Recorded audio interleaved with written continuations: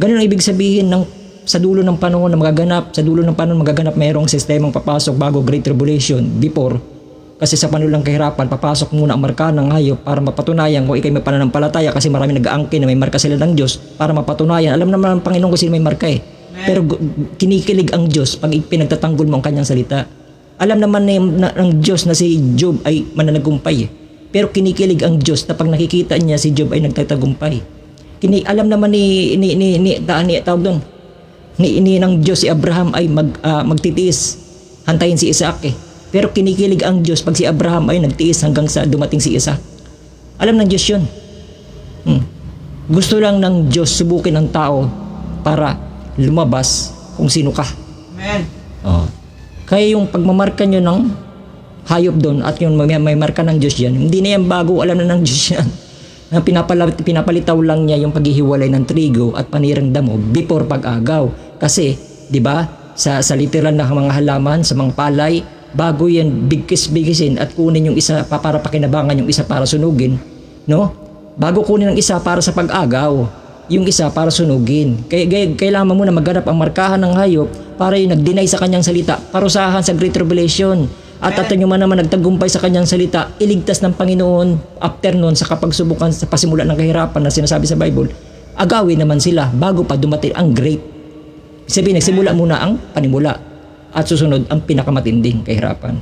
At hindi na sila papasukin doon. Ayun sila sabi sa Bible, hindi papasok ang nobis sa great. Pero sa pasimula, matitikman nila. Nagsimula na, tulog pa kayo. Wala kasi kayong langis.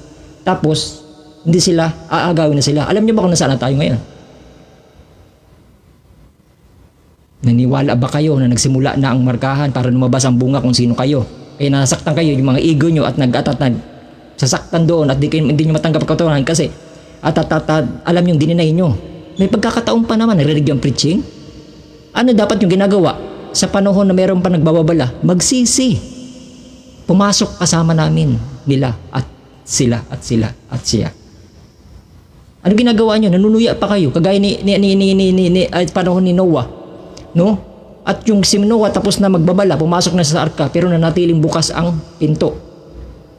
Imbis na magsipasok ng mga tao, pagtapos ng mga hayop, ng sama-sama, partner-partner, yung mga tao hindi sumunod sa mga hayop. Nauna pa yung mga hayop pumasok, buti pa yung mga hayop, may konsyensya. Yung tao wala. Bukas pang pinto noon. Hinahantay lang ng Noah at ng Diyos pumasok ang mga tao. Pero ano ginawa nila? Baka nandun ka, binabato ng kamatis, barko mo nandoon, dapat sa ano yan sa dagat yan, nasa bundok pa naman. Hindi pa rin sila nagtatawag doon, nagsipasok. Hanggang naglapat ang pinto at bumuhos ang ulan. Sino nagsara?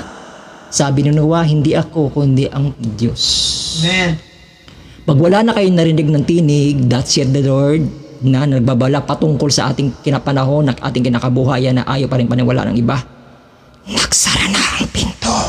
Amen. At tatawag kayo sa Diyos sa araw na yon. Wala nang Diyos na makikinig sa inyo dahil pinagkait nyo ang tinig ng dapat nyo marinig. Ika'y bumalik, masasalita.